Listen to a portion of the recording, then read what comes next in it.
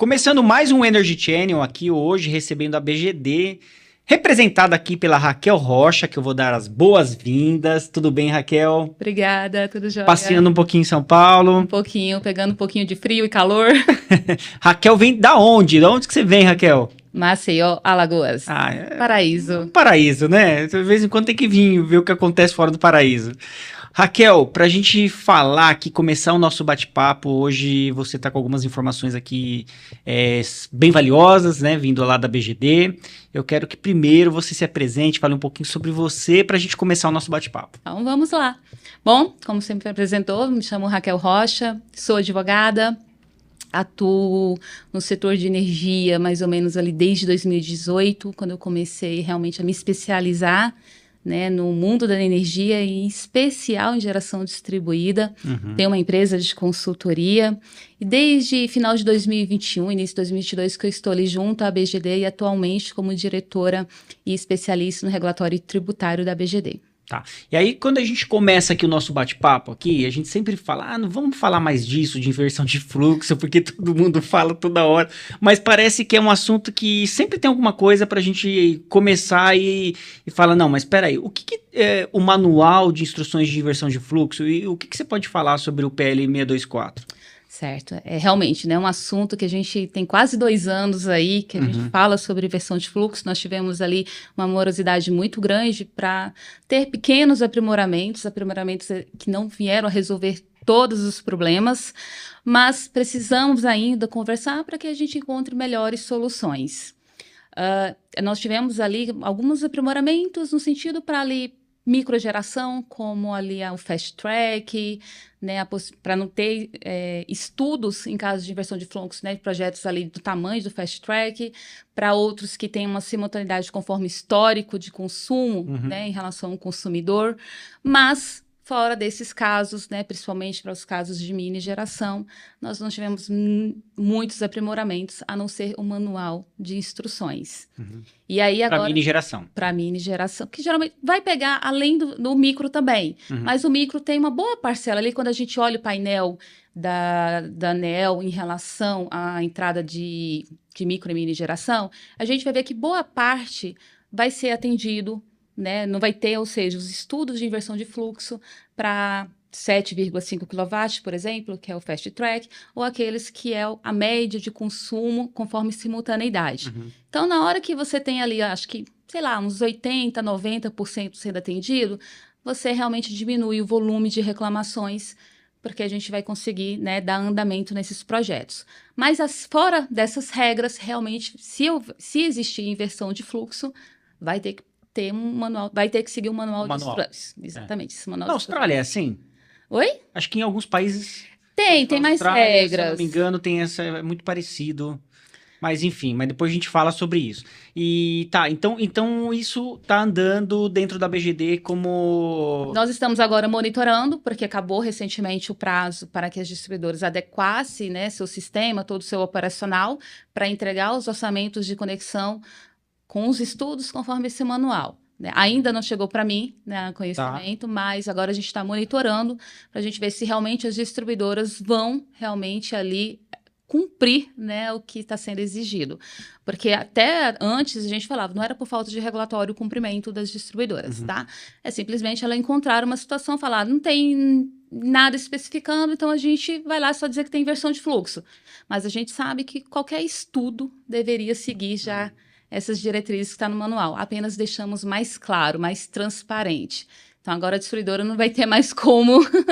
Existe um ranking, assim, pra gente falar, essas daqui estão cumprindo o médio, essas aqui nem um pouco, essa aqui tá fazendo o dever de casa.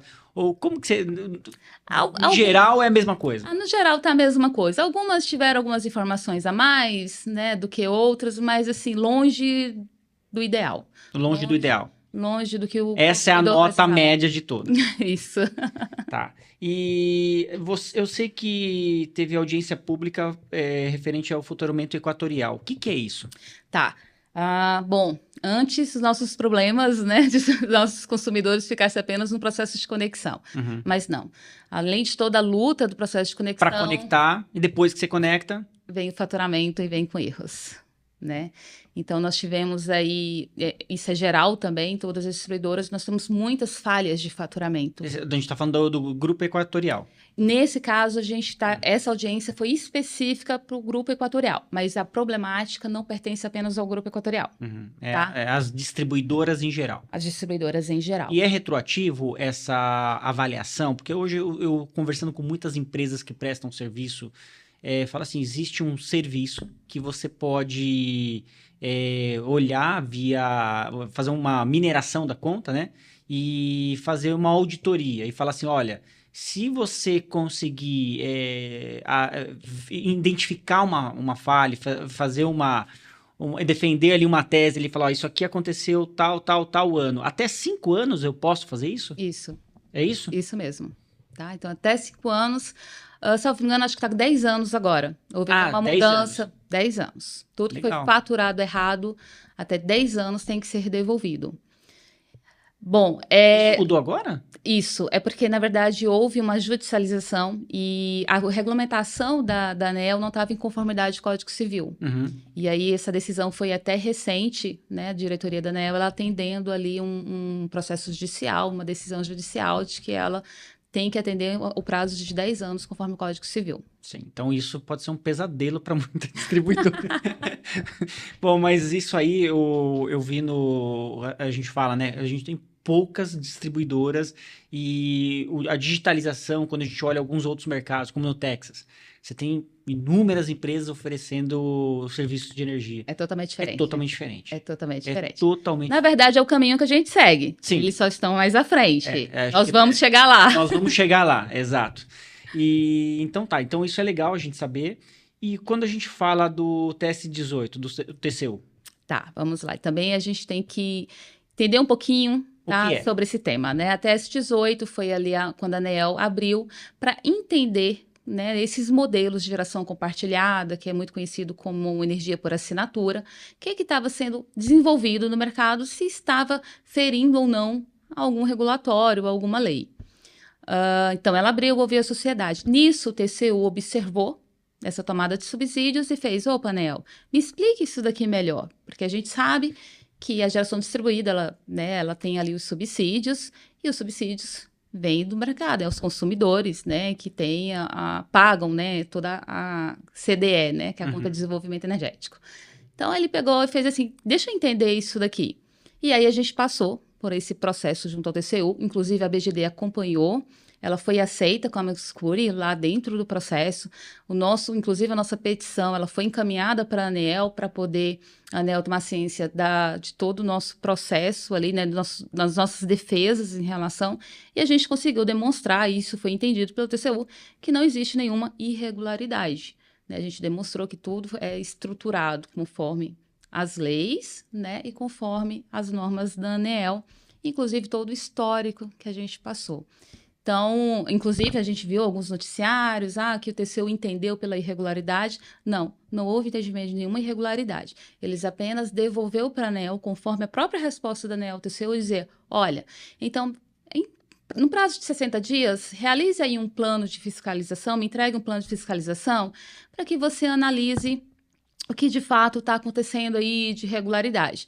Mas esse plano não é que ela vai fazer a fiscalização, é só um plano que ela vai ter que entregar para dizer, olha, eu vou fiscalizar dessa forma, talvez ela pegue ali algumas distribuidoras para poder verificar se existe, o que está acontecendo de realidade e aí é muito importante, quem estruturou da forma correta não corre risco praticamente nenhum. Se existe algum risco, é o risco de negócio, como todo negócio existe. Né? Mas quem estruturou corretamente, conforme a lei, conforme as regras, tá fora de risco. Tá fora de risco. Legal, bom saber disso. E aí a gente fala do decreto de concessão das distribuidoras. E aí? Pois é, foi um decreto ali, né, nasceu em virtude de todo esse, vamos dizer, todas essas dificuldades que os consumidores de energia têm junto às distribuidoras, e isso independente da micro e mini geração. E aí a gente está com muitos contratos agora de concessão para serem renovados. E aí o Ministério de Minas e de Energia editou esse decreto em junho, basicamente, em junho desse ano. Os contratos de concessão são 30 anos. 30 anos. Isso. Tá.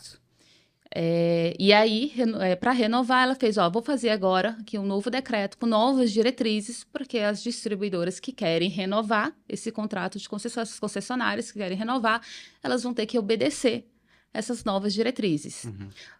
E aí vieram. Melhor hora para fazer, na renovação. Exatamente, né? Tanto ele nasceu bem, bem rápido por conta disso. E aí temos diversas diretrizes e muito positivas já realmente alavancando aí o mercado, como, por exemplo, trazendo aí o processo de digitalização, o Open Energy, trazendo melhorias na minuta do contrato de concessão, modernização da tarifa. Então, nós temos diversos temas. Só que ele só traz diretrizes. Agora, o processo, boa parte do decreto, ele foi direcionado para a ANEEL regulamentar, que é a nossa agência reguladora. Tá. Então, quer dizer, a gente tem uma boa chance disso avançar. Tem que avançar. Não é uma boa chance, não. Vai avançar. Tem que avançar. Inclusive, o ministro tem cobrado bastante a ANEEL aí no desenvolvimento dos trabalhos. O telespectador que está assistindo, quando você fala em modernização da tarifa de energia, o que significa isso? Significa que a gente poderá, dependendo dos estudos, mudar o que a gente conhece de tarifa de energia. Hoje. Tá. Tá, então hoje a gente conhece com parcela TUSD, parcela de TE, que é a tarifa de energia, a TUSD, tem vários componentes. Tarifa de energia, vários componentes ali. A gente hoje trabalha no modelo vertical, no modelo horizontal, quando é grupo A, enfim. Então, o que pode acontecer é... Simplificar ou alterar. Entendeu? Hoje a gente conhece a estrutura da tarifa de energia dessa forma. Ou não, né? Então a gente vai estudar para ver, uma forma melhor hoje, né? Quando a gente olha, inclusive a ANEEL, ela está com uma tomada de subsídios aberta sobre modernização de tarifas de energia. Uhum. Lembrando que a tomada de subsídios não se confunde com a consulta pública, né? A tomada de subsídios, ela quer ouvir primeiro a sociedade. Tá, o que a gente pode planejar aqui? Na verdade, é um roadmap que ela está fazendo. Assim, olha, a gente precisa criar aqui um roadmap para a modernização das tarifas. Quais são as sugestões? Uhum. O que vocês têm aí visto no mercado, com as visitas internacionais, com... Né, para quem atua, universidades, por exemplo, que atua muito com pesquisa. Um pouquinho dali, tá, me informe aqui, o que vocês têm aí que a gente pode estudar para a gente pensar aí nessa modernização da tarifa de energia. Então, o próprio decreto trouxe ali situações de tarifa de energia em multipartes, por exemplo. Por exemplo, a gente pode ter uma tarifa de energia que para um determinado local ela seja um pouquinho mais cara do que em outro, que não tem, por exemplo, tanto desvio de energia, que não tem tanta inadimplência. Então, essas coisas que podem ser consideradas ali. Pegando um gancho ali no começo que a gente estava discutindo, modernizar é preciso, melhorar, né, sempre, mas quando você olha para o cenário e fala assim, tá, mas muita gente não consegue nem entender a sua conta de energia. Né? Se você pegar um empresário e pedir para uma conta, ele tem energia ponta, fora ponta, vem isso, vem aquilo, ele olha para aquilo e ele simplesmente paga. Sim. Ele não tem opção. Né? Aí a gente fala, então vamos pegar o gancho ali no começo. Eu posso ter um especialista em energia, que hoje a gente tem ali os advisors em energia. Eu posso ter uma ferramenta com inteligência artificial, que já temos ainda hoje, né? Já saindo aí um monte de empresa fazendo isso. E eu posso oferecer um serviço de verificação dessas contas, não como 5 anos, como eu pensava e como era, né? Mas agora como 10 anos atrás, se tiver coisa errada, o sistema identificar e eu conseguir provar essa tese, a concessionária é obrigada a pagar com correção? Sim, com correção. Maravilha, gente. Abre-se um novo mercado aí. Olha, mas desde que tenha realmente o erro. Mas vamos colocar não como um erro. Né, vamos sair dessa questão dos 10 anos, mas pensar assim, por exemplo, a gente tem no grupo A, você falou a questão do grupo A, porque tem, né, fora ponta, tem a demanda contratada, e você coloca ali que tem uma demanda superior à que ele necessita. Isso é muito comum a gente pegar no mercado. E a gente conversa muito com integradores e fala, isso é uma prestação de serviço que você pode ter junto a clientes do grupo A, que é você analisar a conta dele e verificar se realmente ele precisa daquela demanda contratada. Isso é uma ineficiência energética. Sim. Né? Isso é muito comum, a gente encontrou muito, é muito comum no mercado, um grupo A tá com subcontratação, tá? Superdimensionado. Porque ele tem medo de pagar multa. Sim, às vezes não tem, ele, como você falou, ele não conhece, e alguém passou para ele aquele dado, ele compreendeu, entendeu que era realmente aquilo, ou às vezes ele até necessitava daquela carga, mas por alguma razão ele diminuiu. Com o telecom, né? Vamos fazer um comparativo. É você ter um pacote, um plano de celular que você não vai usar nem 10%, ou 50% daquele plano. Exato. Mas você nunca vai viajar para o exterior, você contrata um plano internacional para cobrir todos os continentes. Você está perdendo dinheiro. Exato. Na energia acontece isso hoje, só que acontece de uma forma meio assim, né? A gente nem sabe qual é a alternativa. Isso, exatamente. É isso mesmo. E aí, pegando também esse gancho da questão do consumidor entender, imagina se a gente tiver uma reforma ali do setor elétrico, como o próprio ministro, né, Silveira está falando aí, que pretende, né, não sabemos ainda, ele não divulgou se vai ser medida provisória, se vai ser um projeto de lei. Falando da reforma e abertura de mercado. Ele fala sobre que a possibilidade de abertura de mercado ali, né? Mas a gente só vai ter certeza quando ele trouxer esse projeto, né? Quando ele apresentar esse texto, que segundo ele já está pronto. E imagina que depender de como essa conta possa vir para esse consumidor, mais importante ele ter um especialista ali junto dele para entender e conseguir realmente pagar somente o que ele precisa pagar. Tá aí os nossos amigos da Energy Advisor lá, um abraço aí, João, RZK, que estão trabalhando exatamente nisso nesse momento, né? Então, um abraço para vocês, se tem a ver com o nosso bate-papo aqui, hein? Assistam aí, depois mandam um like aí pra gente. Bom, aí, olha só, é muito complexo, né? Quando a gente analisa tudo isso e fala... Tem tanta coisa legal que a gente observa no mercado internacional, principalmente no Texas, que a gente esteve junto lá, com o pessoal, falando, olhando o mercado, olhando empresas que estão trabalhando com novas tendências, novas startups. E aí você fala, isso tudo passa pela modernização, digitalização do setor elétrico. Quando a gente fala das virtual power plants... né, tem tanta coisa para se fazer, mas tem que andar junto com a regulação, senão nada anda, né? Bom, eu como venho, né, da formação de direito, a gente aprende que a regulamentação ela nasce devido às demandas, né? Então, primeiro a gente vai criando... Quem veio primeiro? Então, lá, a gente vai criando, né, os empresários que são muito criativos, vai criando os negócios, vai vendo as oportunidades... E aí vem a regulamentação para poder, vamos criar diretrizes aqui, vamos ver quem é que tem obrigação, quem tem direito para proteger, né, o mercado de forma civilizada. Então, a gente vê muito mercado. A GD está acabando? Gente, não, o GD não está acabando, longe disso, ao contrário, que a gente está tendo aí... Ela tá criando um amadurecimento. Amadurecimento, que vai surgir muitos outros negócios, que é preciso... O empreendedor está atento no movimento, está atento nas oportunidades que vão aparecendo e aí acompanhar toda a regulamentação, apesar que a regulamentação é posterior, até as oportunidades ela até nasce um pouquinho anterior. Né? E aí ela vai disseminando essa oportunidade, quanto mais empresas vão desenvolvendo esses produtos, aí vai disseminando para outras áreas. Mas, assim, longe de GD tá acabando, o que a gente vai ter muita modernização é entender as novas oportunidades de negócios que vão surgir e faz sentido, se preparar, ver o que faz sentido para si. Tanto no sentido, quando a gente fala na esfera tecnológica, quando a gente fala na questão regulação, entender o que precisa ser feito, para você sair na frente ali, né? Sim. Falo que é aquele famoso funil...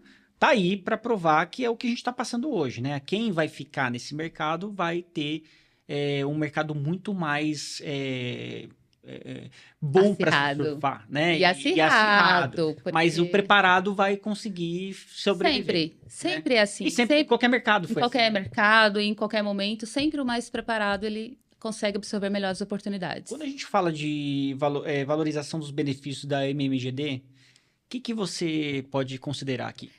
Quando a gente olha para a valorização, o que eu gosto de ver a gente tem o primeiro ponto, aspectos técnicos, tá? Mas hoje a gente realmente precisa de estudo, inclusive a BGD tem um trabalho muito forte, tá? Nesse tema, entender realmente quais são os aspectos técnicos que favorecem o nosso sistema de energia elétrica, né? Nosso SIM, por exemplo, né? A geração junto à carga, então a gente diminui as perdas, né, técnicas ali de energia, quando vem de muito longe. Então, é compreender todas essas partes técnicas que realmente trazem benefícios, né, de valores, vamos colocar assim. Mas a gente também tem outros aspectos, como, por exemplo, o que a GD ela favoreceu todo esse crescimento dela? Empregabilidade, de forma, né, eu vou falar distribuída mesmo, porque a gente tem o poder da energia. Isso.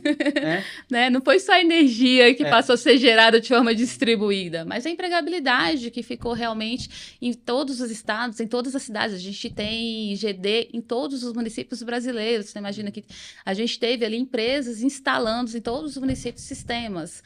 A gente olha, por exemplo, a formalidade dessas, né, pessoas que puderam criar um CNPJ, começar a ter uma empresa para desenvolver. Então, isso também é coisa, inclusive, são políticas públicas, né? Você formalizar empreendedores. Então, quantas empresas ali tiveram oportunidade de nascer? De nascer, se desenvolver, né? Se desenvolver, né? Ter renda, a criação de renda, né?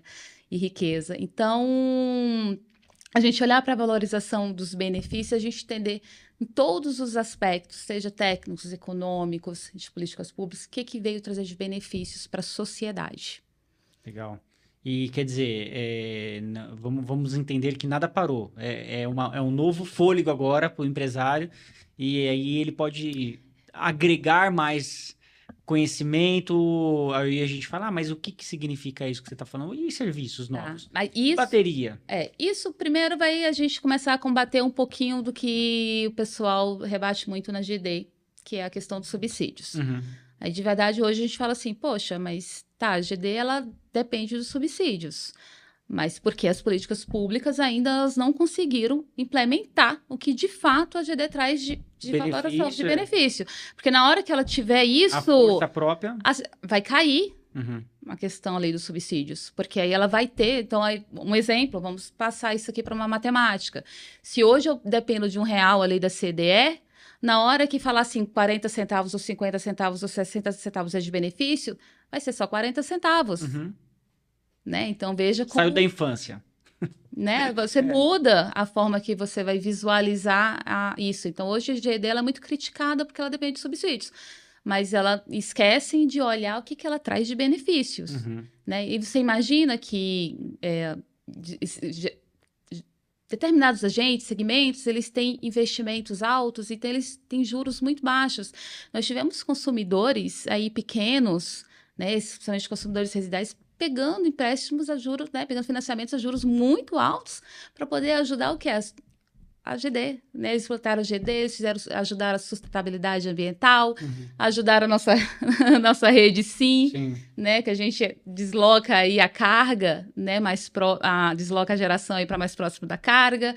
Então, por que não valoriza esse consumidor que foi lá, buscou um investimento caro, né? Para poder ajudar. E aí o consumidor que fez lá o investimento dele, ele tem uma segurança e tudo mais, né? Aí se criou um cenário falando assim, poxa, o Brasil ele é tão promissor para que cada um gere a sua própria energia, cada um seja independente na sua produção de energia e traga um resultado incrível aí, quando a gente fala de distribuição mesmo de riqueza, através da energia. Sim. Né? Porque aí você aplica aquele dinheiro que você ia gastar na conta de energia, que era sempre um dinheiro que você olhava assim e falava, nossa, não tenho o que fazer, vou ter que pagar essa energia. Mas aí você agora, produzindo a sua energia, você fala assim, não, agora eu posso fazer outra coisa. Você movimenta a economia. Claro. Né? E aí, o quanto a gente precisa de fora. Eu falei da questão do lobby. Existe um lobby por trás, né? Porque tudo que é a velha forma de se consumir energia, barra quem quer fazer o novo. Sim. Você enxerga isso? Sim. O lobby, ele é você estar à frente de um determinado tema, projeto, segmento, e você está trabalhando ali, mostrando a realidade daquele... Por que aquele segmento, aquele tema, aquele projeto precisa nascer, precisa crescer? O que ele vai trazer de benefícios à sociedade? Esse é o papel do lobby. Sim. Agora, quando a gente fala de segurança em sistemas, né? A gente vê cada coisa também, né? Aqui, eu sei que vocês foram visitar o Corpo de Bombeiros aqui, né? A base principal, central aqui em São Paulo. e justamente para aproximar o trabalho que a BGD tem feito com o que o Corpo de Bombeiros precisa agir e fazer em conhecimento. Então, eu queria que você contasse um pouco como é que foi esse encontro. Certo. Essa visita aconteceu ontem, nós tivemos aí uma recente conhecimento de que o Corpo de Bombeiros está começando a fazer umas fiscalizações nas usinas fotovoltaicas, principalmente nessas remotas. Que porte?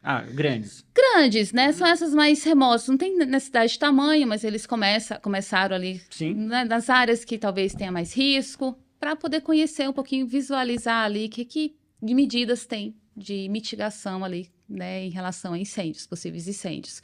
Lembrando que o Corpo de Bombeiros sempre tem a preocupação, primeiro a vida, o meio ambiente e patrimônio. Sim. Né? Essa é a trilogia que eles Faz têm sentido. ali. Faz sentido essa ordem. E a BGD, já tem esse foco lá, junto com o nosso vice-presidente, Carlos Café, que está sempre, inclusive, uns 2 anos atrás, nós fizemos muitas palestras. Ele trouxe, inclusive, o Corpo de Bombeiros Internacional para palestrar em alguns eventos aqui no Brasil, justamente para disseminar a importância, né, de criar ali mecanismos para não acontecer incêndios nessas instalações, né, nesses ativos. E aí a gente sabe que o Corpo de Bombeiros está sempre ali, conforme as demandas, né, criando, desenvolvendo ali diretrizes para poder mitigar essas possibilidades de Antes que ocorra. Antes que ocorra, né? Infelizmente, incêndio, a gente está passando aí por um cenário muito ruim, né? E dessas visitas a gente conseguiu aproximar a BGD junto com o Corpo de Bombeiros para a gente realmente trabalhar junto, né, em melhoria disso, a gente começar, caso o Corpo de Bombeiros queira colocar normas, aí a BGD está colaborando nesse processo de edição para que as normas venham de forma adequada, né, conhecendo todas as objeções, todas as dificuldades que um ativo tem, né, para ser construído. A gente tem que pensar na convergência das normas. O AFCI já foi estabelecido como mandatório, é isso? Isso. A partir de julho? Foi a partir de janeiro de 2024, eu acho. Que já passado. está passado. Então Já está valendo. É mandatório. Tem que ter todo o sistema fotovoltaico vendido no Brasil. Que entra no Brasil tem que ser comercializado. O que me explica aí, não sou engenheira, mas mais ou menos o que eu acompanho, é que ele vale muito mais para questões de residenciais. Isso. Né? Porque é quando tem uma variação de tensão proteger ali, ele desarma. O patrimônio, né? Exatamente. Faz todo sentido ter um negócio que desarma. Inclusive, esse é um assunto que a gente levantou de como o Corpo de Bombeiros, por exemplo, pretende fiscalizar isso, né? Porque a gente sabe que boa parte ali, vamos chutar, uns 80%, 90% não vai ter essa proteção ainda, né? Porque são equipamentos... E quando a gente fala em obrigação, tem que ser feito um retrofit ou não? É daquela data para frente, o que tem que ser instalado tem que ser o novo? Eu acredito que... Eu não sei se está como retrofit, não olhei a norma, tá? Não trabalhei a norma, não sei se está como retrofit. Bom, mas pensando que se a gente está falando de segurança, pode haver sim uma possibilidade, ou ainda que não tenha uma obrigatoriedade, seja interessante. Não, e o tempo todo a BGD vai ter que tratar essa temática, né? O carro elétrico, como que vai ser o... Outra demanda que nós temos os carregadores aí, como é que o vai instalar isso? Como que atua? Como que apaga o fogo de um carro elétrico dentro de um prédio? Essas são as temáticas que a gente vai desenvolver junto com o Corpo de Bombeiros. E pegando... Armazenamento de energia. As baterias. Uma bateria no apartamento? E as baterias nos estoques, né? Pode estar junto, não pode? Tem que ter um armazenamento especial. Então, é tudo isso que a gente vai conhecer com a expertise do Corpo de Bombeiros, entender quais são os riscos. E aí, a gente conhecendo o setor, nosso setor, como é que eles podem trabalhar juntos, né? Que a gente pode desenvolver políticas aí. Essa disciplina dentro da BGD está acontecendo constantemente. Sim. Muito bacana, muito legal mesmo. E aproveitou de dar uma passeadinha ali no centro, conheceu. Não muito. A agenda não deixa. Então, quando a gente traz aqui uma visão de amadurecimento do mercado, né? Até agora a gente falou, o que é amadurecimento do setor elétrico e como a gente pode mapear novas oportunidades, né? Eu sei que você tem uma visão muito estratégica quando a gente fala de regulação, olhar o que pode, o que não pode, o direito ali, né, propriamente dito ali de deveres e obrigações ali do setor. O que você poderia destacar aqui, dar uma dica aqui para quem está aí no mercado e fala assim, poxa, tem tanta coisa legal que a gente está vendo que pode ajudar você? Capacitar é muito importante, porque você vai ter que conhecer regras específicas, por exemplo, de cada estado. Uhum. Uma situação muito comum que eu vejo dentro do consultório, do meu consultório, da minha consultoria, é, por exemplo, o pessoal chega com determinadas diretrizes de outro estado. Uhum. Então, eles conhecem um modelo de negócio que foi direcionado com as regras de um determinado estado, e aí ele desenha, ou ele copia esse Copia e modelo cola e de quer que dê negócio certo. e coloca para Tá. seu estado. Aí as regras podem...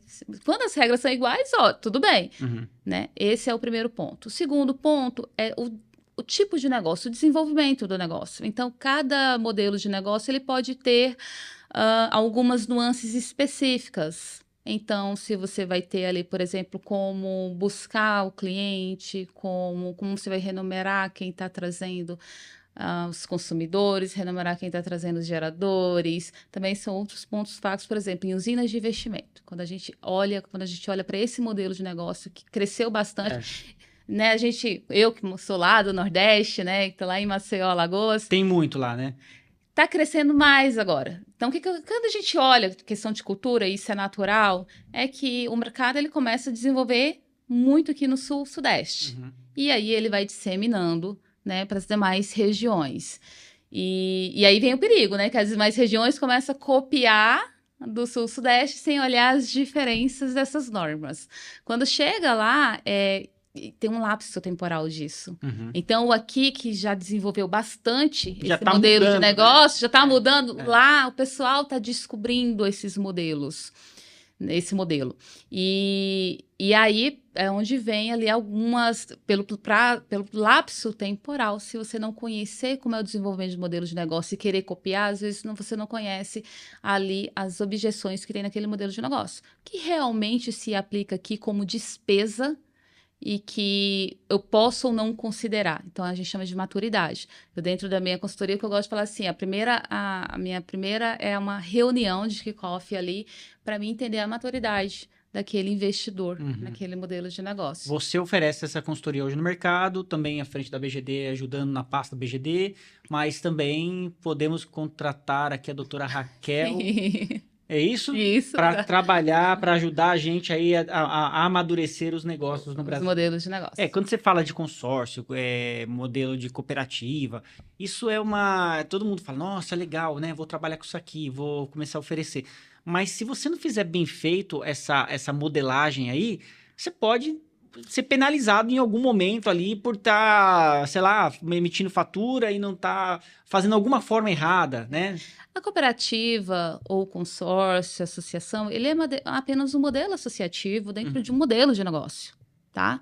Ele está ali para fazer a distribuição, mas todo o modelo de negócio é o quê? São pessoas que estão participando do modelo associativo para poder receber aquela energia e aquela associação ali que vai ter ativos, locações de ativos ali, né, para poder distribuir essa energia que está sendo gerada.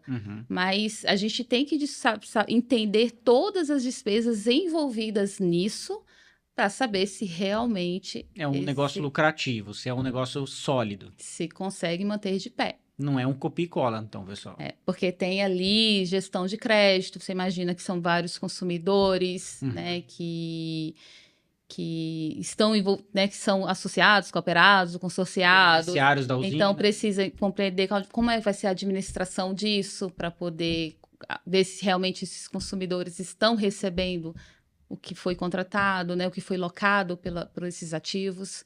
Então, assim, é um trabalho que exige ali entender a operação dele para não acontecer de você chamar ali associados, consorciados, né, consumidores ali de energia e acaba esse modelo não ficando de pé. Melhor fazer um trabalho preventivo que depois corretivo com vários problemas, né, doutora? Exatamente. Então, doutora Raquel Rocha, aqui direto hoje do Energy Channel. Abaixe nosso aplicativo lá na Apple Store, na Google Play, já disponível. E eu vou convidar você também, se você quer participar, fazer alguma pergunta aqui para a doutora Raquel, entre aqui no nosso fórum de discussão ou no final dessa matéria você vai ter lá um link lá para você fazer os seus comentários. E não esqueça de baixar nosso aplicativo. Eu vou me despedir aqui da doutora Raquel. Muito obrigado. Eu que agradeço. E quero que você venha mais vezes aqui para a gente evoluir essas temáticas aqui, tudo bem? Vamos sim. Então tá bom. Obrigado. Valeu, pessoal.